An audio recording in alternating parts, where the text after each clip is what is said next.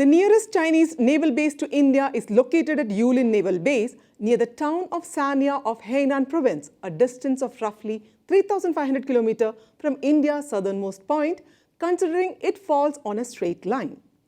China's warships will have to take a long circular route to come near Indian shores unless it already maintains a naval base or bases near India where its assets are berthed.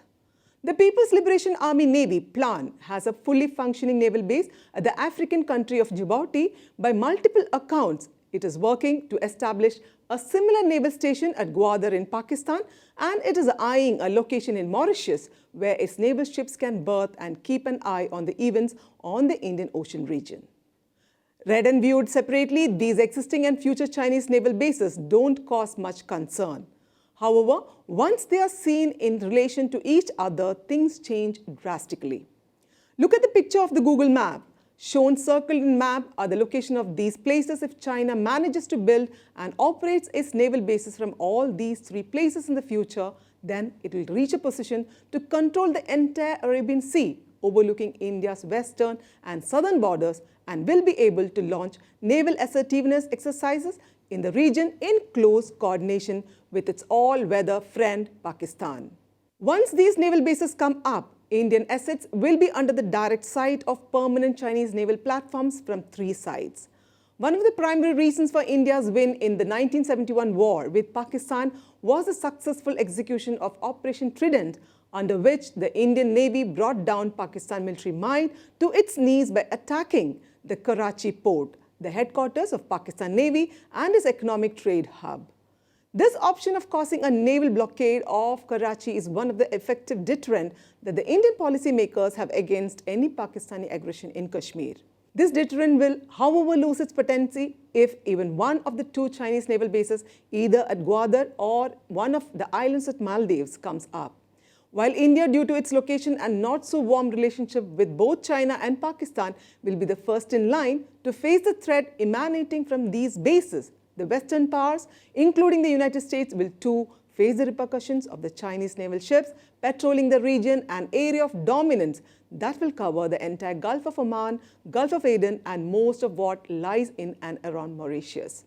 The plan is actively scouting a place in Mauritius in lieu of massive financial debt that the tiny country has to repay to a country that is likely to upstage the US as the global power of the world in the near time. The understanding among the people concerned is that once China gets a suitable place in Mauritius, it will be able to build a base within 18 months. In the case of Djibouti, the construction by the Chinese engineers began in March 2016, and by 30 July 2017, the base had started functioning. While the close military ties between Pakistan and China are well documented, the topic of their collaboration when it comes to the seas and oceans and the long-term objectives of this collaboration has so far escaped closer scrutiny. China, as action taken by it in the last few years shows, is focusing heavily on modernizing the Pakistan Navy. In 2017, China had handed over 2 maritime patrol vessels to the Pakistan Navy that were to be based at Gwadar. 2 more were later handed over to the Pakistani Navy later. Given the security military ties between the two countries, it is estimated that more Chinese-built military ships are now based at Gwadar port. In January last year, Pakistan Navy received PNS Tugril, one of the 4 frigates that it had ordered from China. This was followed by arrival of PNS Timur in August. In 2016, Pakistan had announced that it was going to buy 8 Yuan-class submarines from China, the first 4 of which will be delivered by the end of 2023 and the next 4 by 2028.